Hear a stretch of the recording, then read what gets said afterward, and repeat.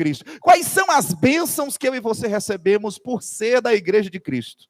Quais são as bênçãos que Deus já fez por nós no passado, no presente e que Ele já estabeleceu para o futuro?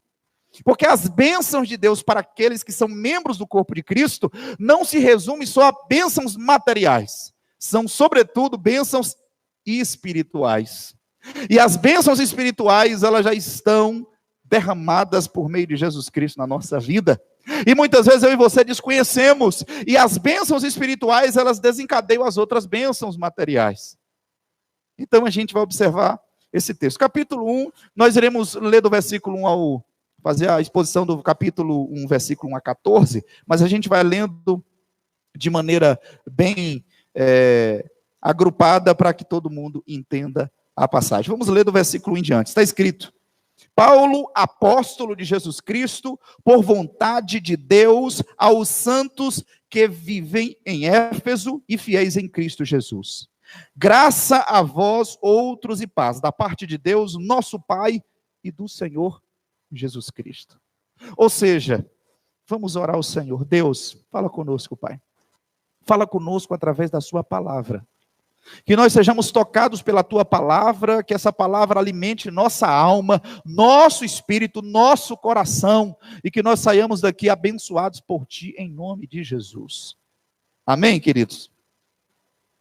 Irmãos, é importante destacar aqui que é de suma importância conhecermos o Evangelho de Jesus Cristo, à luz do que os apóstolos escreveram, e uma vez conhecendo essas verdades escritas pelos apóstolos, levar para uma prática de vida cristã saudável.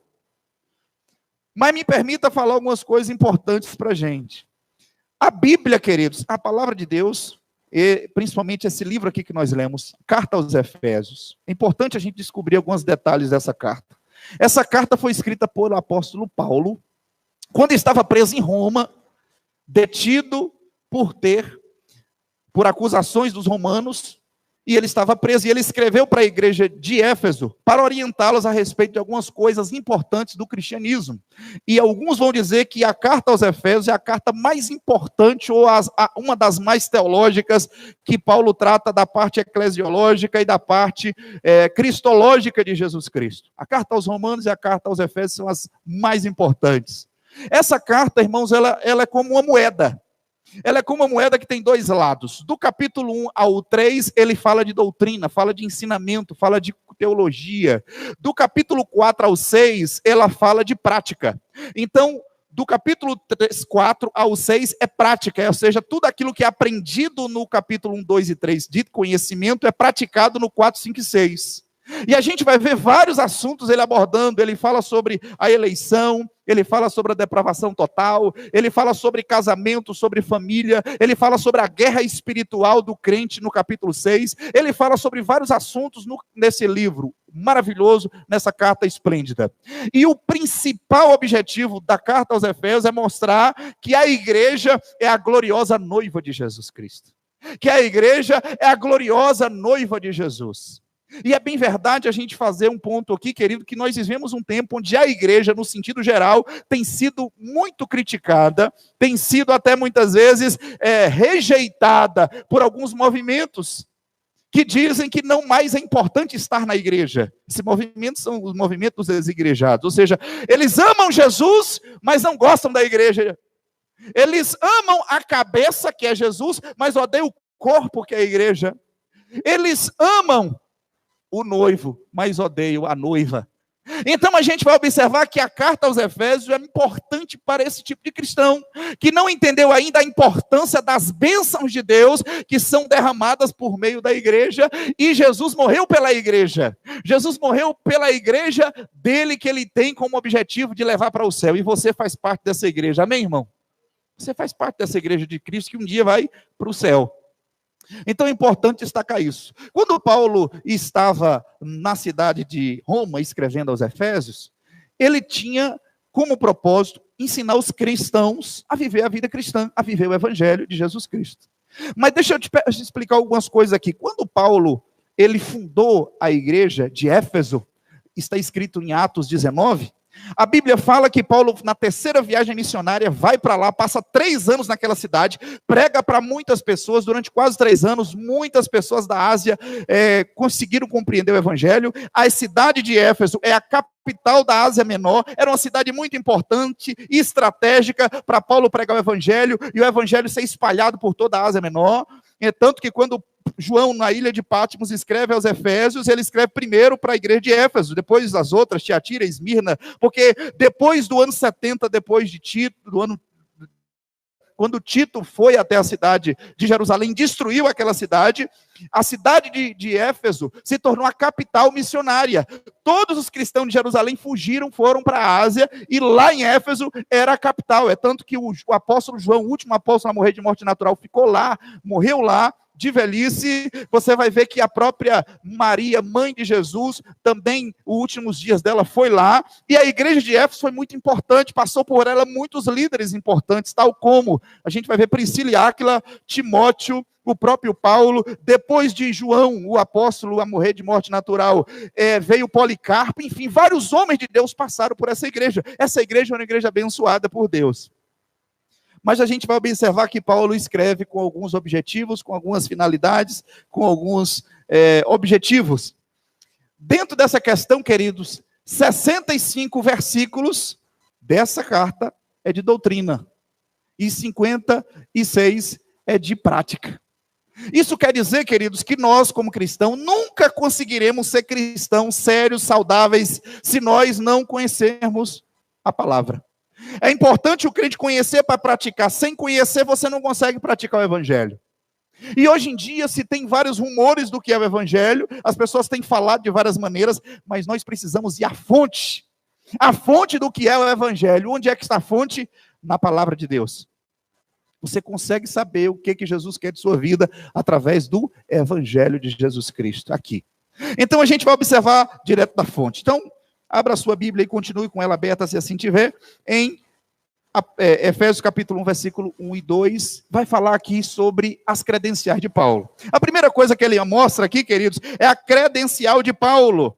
Ele vai falar que Paulo é apóstolo de Jesus Cristo pela vontade de Deus. Você vai ver aí no texto.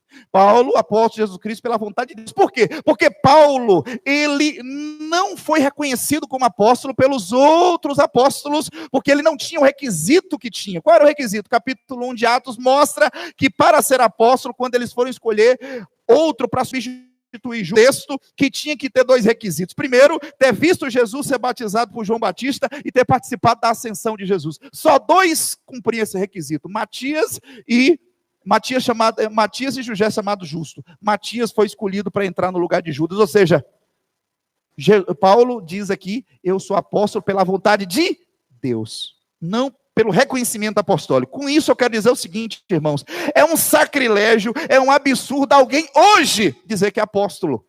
Porque se Paulo, na época dele, tinha dificuldade de ser reconhecido, hoje alguém dizer que é apóstolo.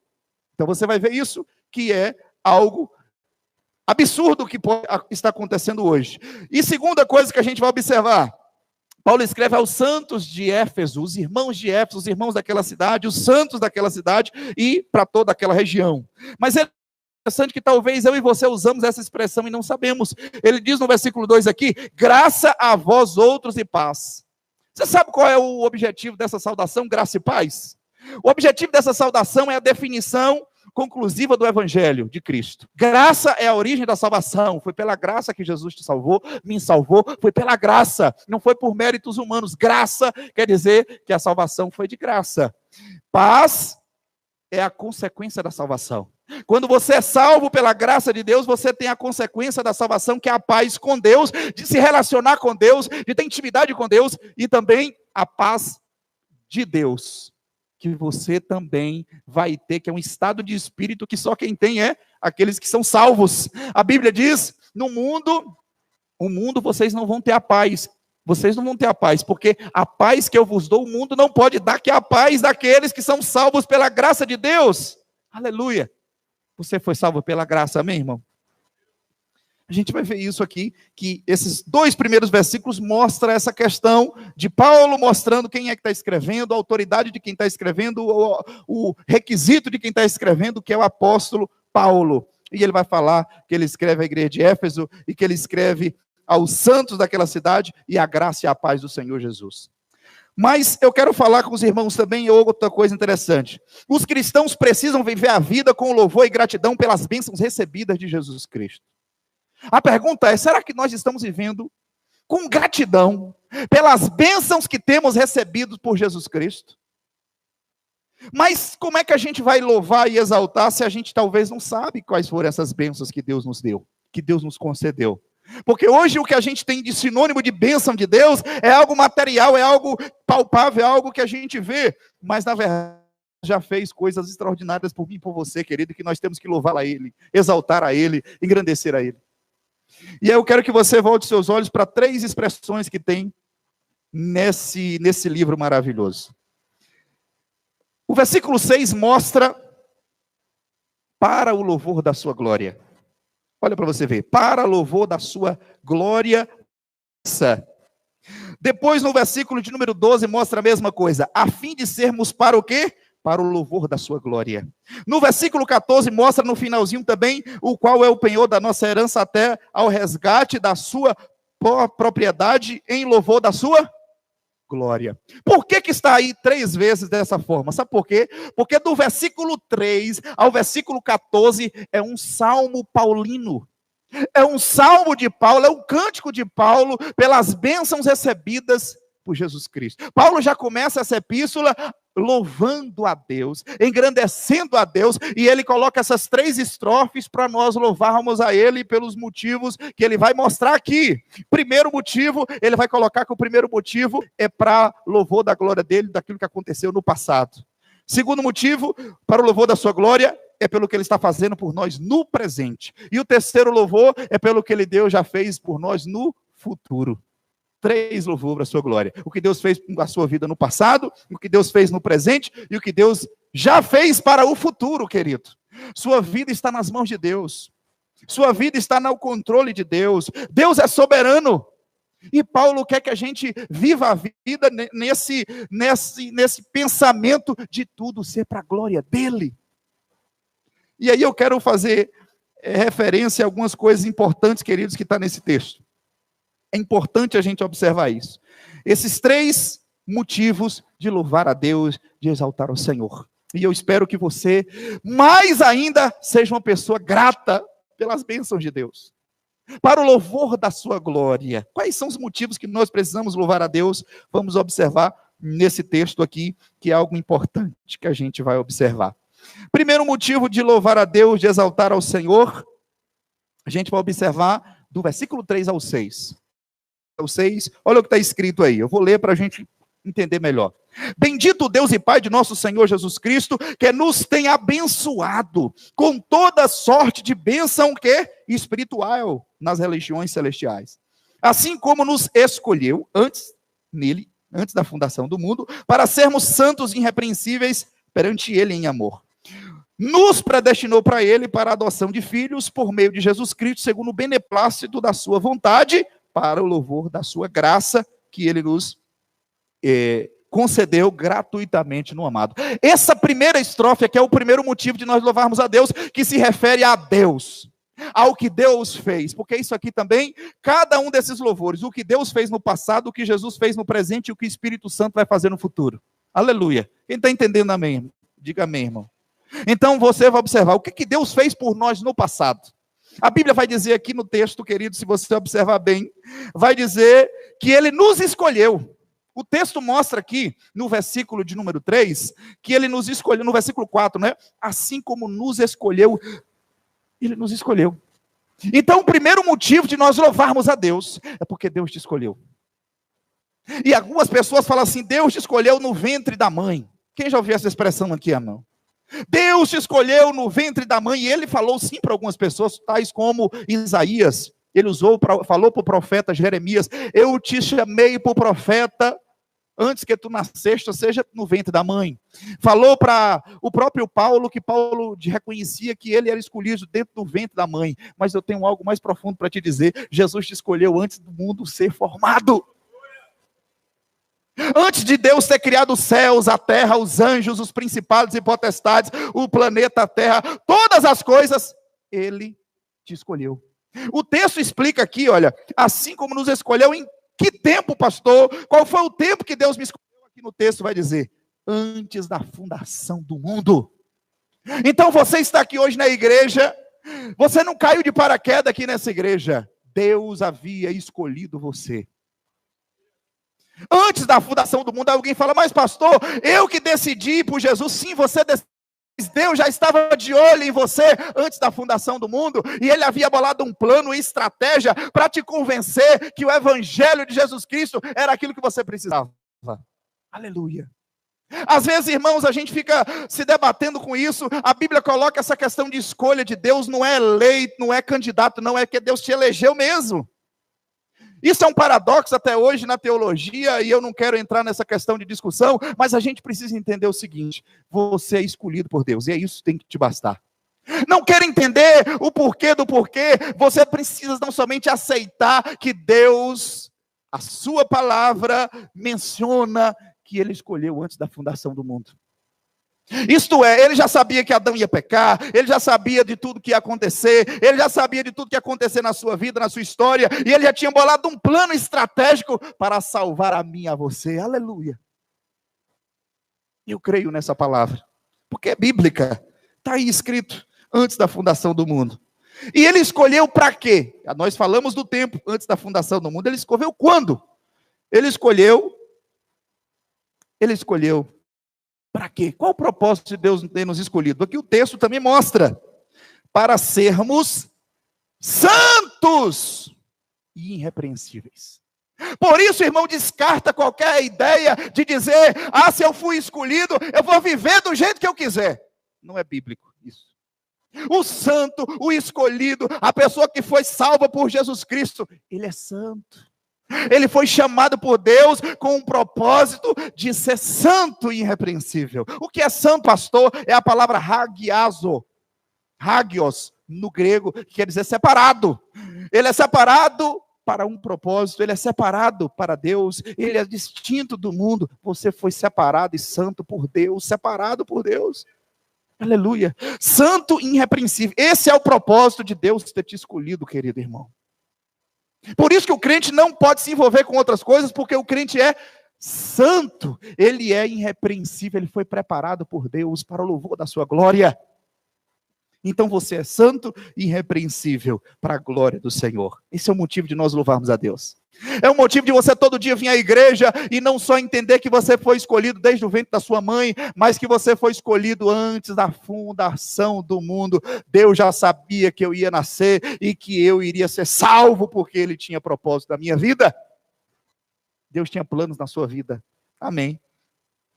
Segundo motivo de nós louvarmos a Deus nesse ponto aqui, ele vai falar que nós somos, no versículo de número 5, ele vai dizer, nos predestinou para o quê? Para a adoção de filhos. Você é um filho adotivo de Deus por meio de Jesus Cristo. E para nós entendermos essa questão de filho adotivo, nós precisamos o que é o conceito romano de adoção.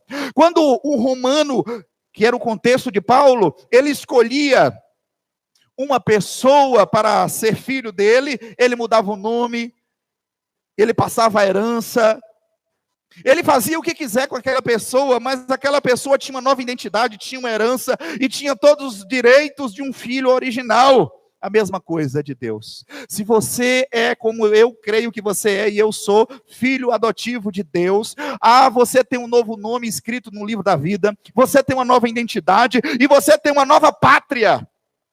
Você tem duas pátrias. A pátria terrena, você é brasileiro aqui dessa terra, mas você tem uma pátria celestial. Você faz parte de dois reinos, a pátria terrena e a pátria celestial. Aleluia! Por isso você é um cidadão do reino dos céus. Você tem duas pátrias. É interessante isso, ou seja, você é um filho adotivo de Jesus Cristo, de Deus, irmão de Jesus Cristo. Ele é o primogênito dentre os irmãos. Aleluia! Deus tem plano para a sua vida, querido. Isso é lindo, essa questão de adoção. Deus, da família de Deus. Fala para seu irmão assim, você faz parte da família de Deus. Da família de Deus. Irmãos, isso é muito importante você saber. Porque você pode não ter pai, não ter mãe, não ter filho, não ter esposo, ou ter dificuldades em algumas áreas da família terrena, mas você tem um pai celestial, você tem um irmão chamado Jesus Cristo, você faz parte da família de Deus. Por isso que nós precisamos ter comunhão na terra, que é o símbolo dessa família celestial, que nós já fazemos parte para a glória do Senhor Jesus Cristo. Aleluia! Glória a Deus. Por isso que nós temos que ser unidos, temos que temos que nos ajudar uns aos outros, precisamos estar em harmonia, em comunhão, porque nós fazemos parte da família de Deus, e Deus é amor, Deus é fiel, Deus é justiça, Deus é benignidade, Deus é bondade. Nós precisamos andar unidos. Amém.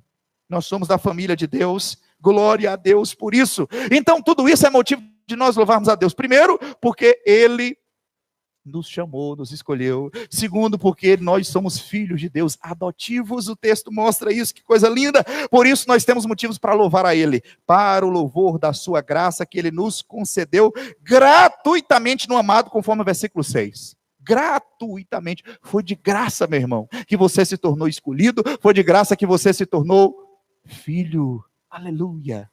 Glória a Deus.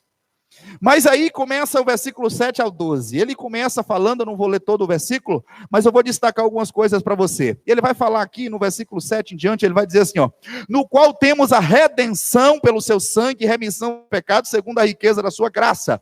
Duas palavras eu quero destacar para você aqui. No versículo 7 ele vai dizer, no qual temos a redenção. O que é redenção, pastor? Redenção é liberdade. Ele te libertou na cruz, ele disse, tetelestai, está consumado, eu libertei. Tetelestai, irmãos, é uma expressão utilizada quase como a redenção, que quer dizer o seguinte: quando um prisioneiro, que ele foi condenado e ele está preso, quando ele encerra a pena, ou quando o juiz decide libertá-lo, ele dava uma madeira, um pedaço de pedra com a palavra tetelestai, ou a palavra redenção, dizendo o seguinte: ele está livre. Nada mais o condena, ele está livre. Quando alguém, na época antiga, iria pagar uma propriedade, que ele comprou uma propriedade e ele ia pagar, e quando ele pagava essa propriedade, o dono daquela propriedade dava a declaração e batia o carimbo com o seu anel, dizendo: tetelestai, redenção, pago. Por isso eu quero dizer para você que o que Jesus fez por mim e por você, Ele nos libertou, querido. E não há nada mais, Ele libertou a mim e a você. Glória a Deus por isso. Nós somos livres. Nós somos livres para a glória de Deus. Jesus te libertou e me libertou, e isso nós temos que louvar a Ele, exaltar a Ele.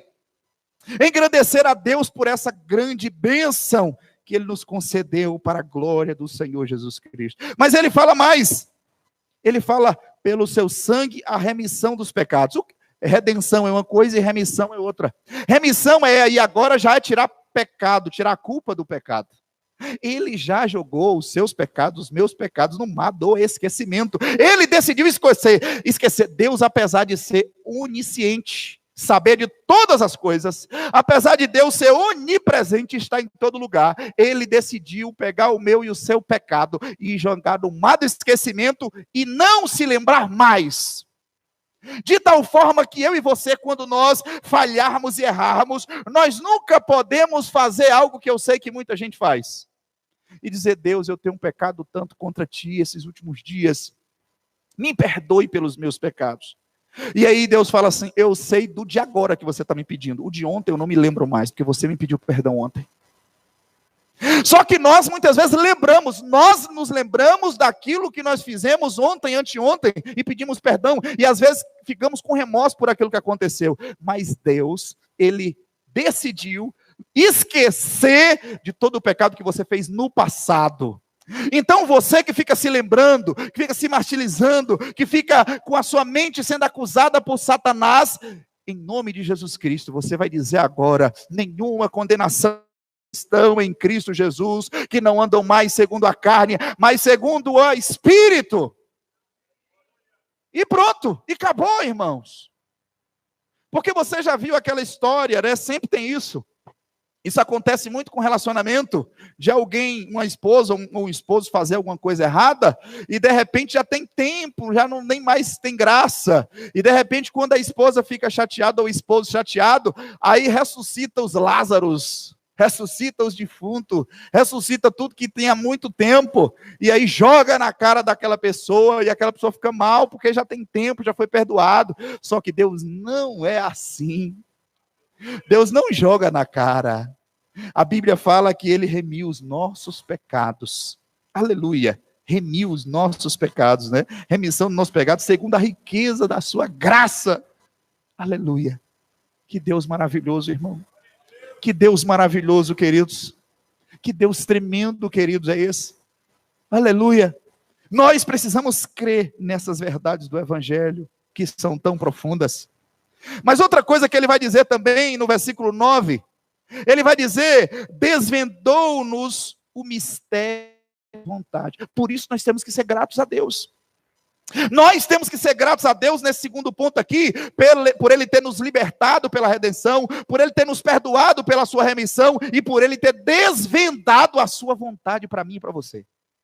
Olha o que o texto diz, irmãos. O texto diz: desvendando-nos o mistério da sua vontade, segundo o beneplácito que propuseram em Cristo. Ele revelou a nós a sua vontade. Se não fosse Ele que se revelasse a mim e a você, você nunca saberia qual era a vontade de Deus para a sua vida. É Deus quem está revelando para mim e para você a vontade dEle para a sua vida. E nós precisamos louvar a Deus por isso. Oh Deus, obrigado, Senhor, pelo Senhor estar se revelando a mim, revelando a sua vontade, o seu querer, o seu propósito.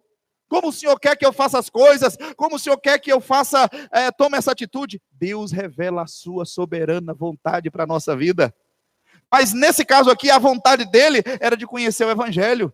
Porque o Evangelho, irmão, é a coisa mais maravilhosa dessa vida, dessa terra que foi pregado. O Evangelho é a boa nova de Deus na terra para os homens. E tem muita gente que os olhos ainda não foram abertos para o Evangelho. Nós estamos aqui na igreja, ouvindo a palavra de Deus, experimentando das bênçãos da graça divina. Mas quantas pessoas estão nesse mundão, queridos? Carentes, sedentas, e não conseguem enxergar o Evangelho de Jesus Cristo. Eu estive pregando na praça recentemente, a praça 9 de novembro, irmão, e eu fiquei assim, maravilhado com a necessidade das pessoas. O povo me pedia para entrar nas lojas, para orar nas lojas, os lojistas sedentos. O povo passava na rua e queria oração. O povo chorava porque queria ouvir a palavra de Deus, mas disse que não tinha força de ir para a igreja. O povo está sedento. E nós precisamos orar e falar: Deus, abra os olhos das pessoas para conhecerem o Evangelho de Jesus Cristo.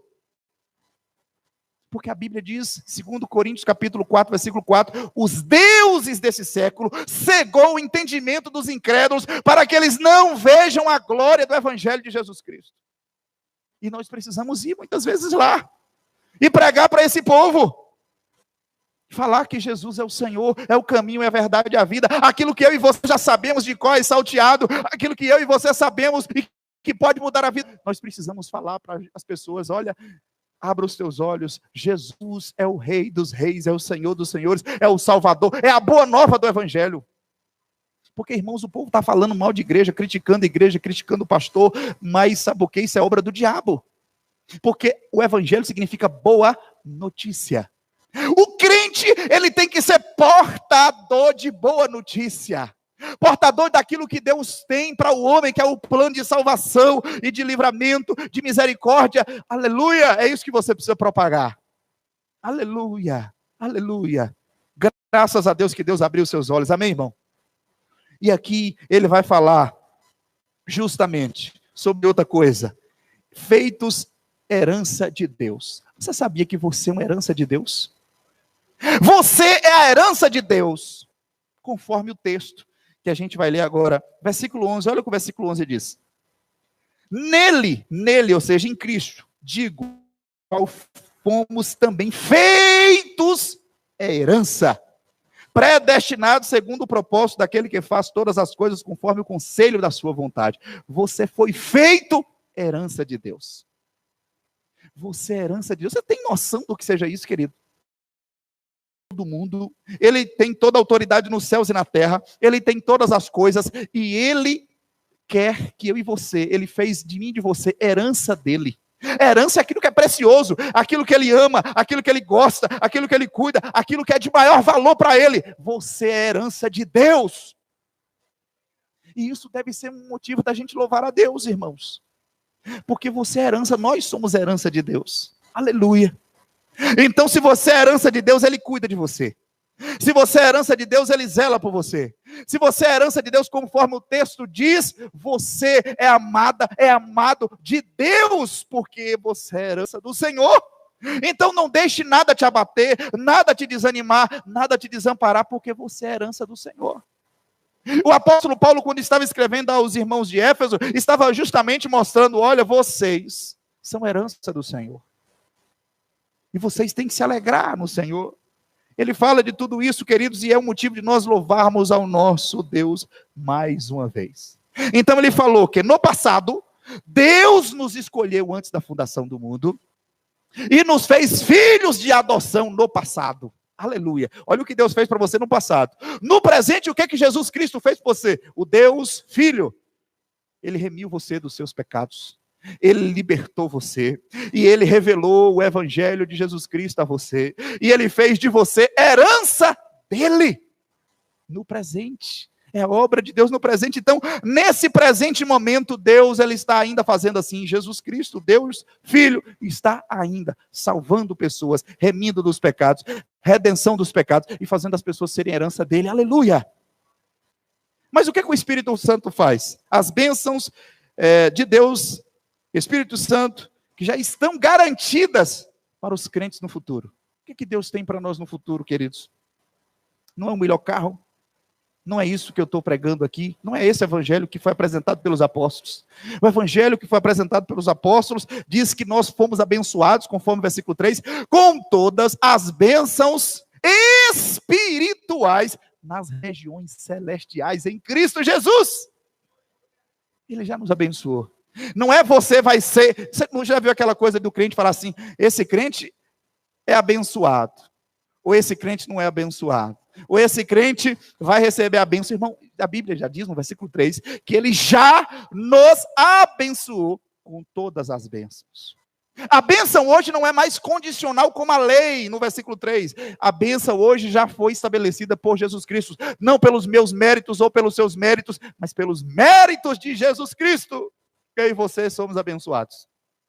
No Velho Testamento, se você ler o capítulo de número 27 e 28 de Deuteronômio, vai dizer assim, depois você pode ler que você vai observar. Se você obedecer a minha palavra e fizer isso e isso, você vai ser abençoado com bênção tal, com bênção tal. Se você não fizer conforme a minha palavra, você será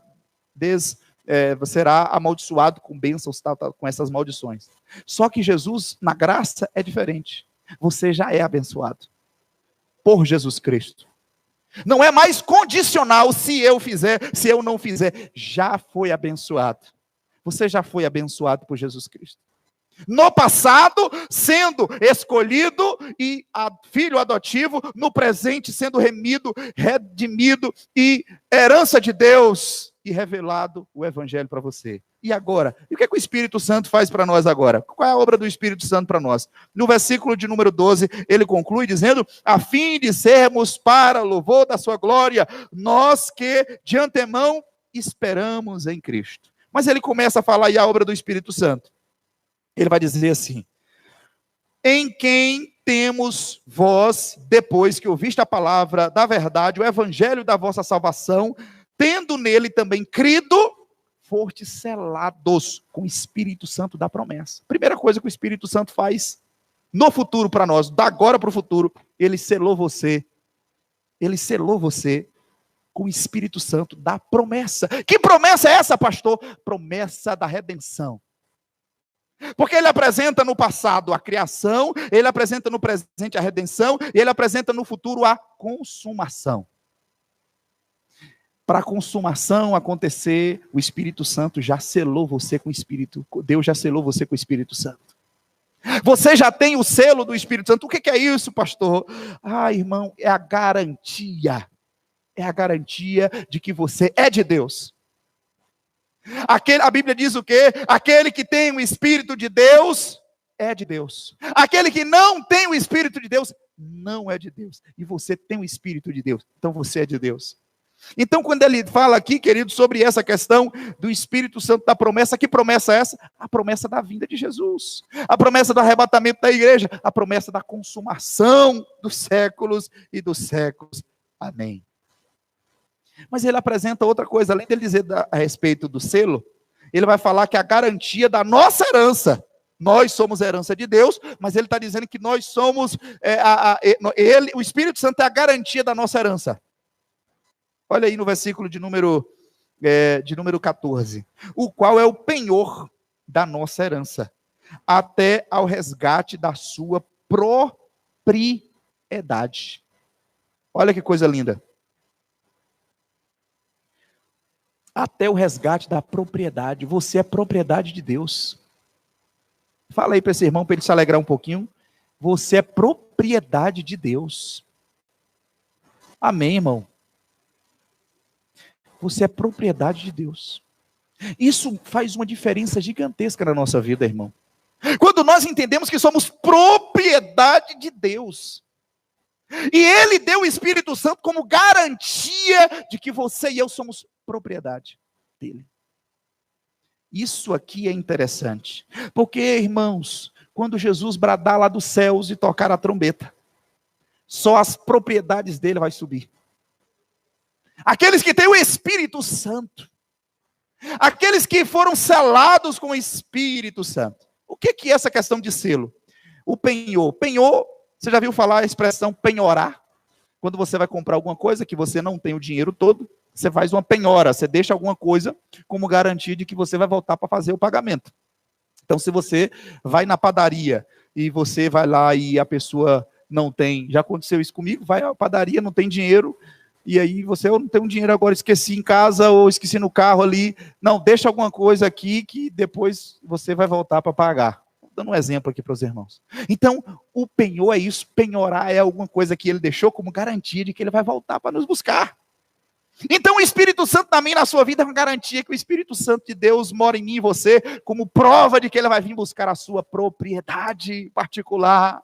O seu povo que está na terra, aleluia, o seu povo que está fielmente aqui nessa terra, pelejando para se manter puro, se manter íntegro, se manter santo, se manter imaculado, aleluia, que faz parte da igreja gloriosa de Jesus Cristo, propriedade de Deus. A igreja, eu e você, somos propriedade de Deus. Nós somos propriedade do Senhor, aleluia, você tem a garantia disso. Mas é interessante, irmãos, que ele mostra isso. Motivos de glorificar a Deus. No passado, pelo que ele fez o quê? Ele te escolheu antes da fundação do mundo. Ele te elegeu como filho.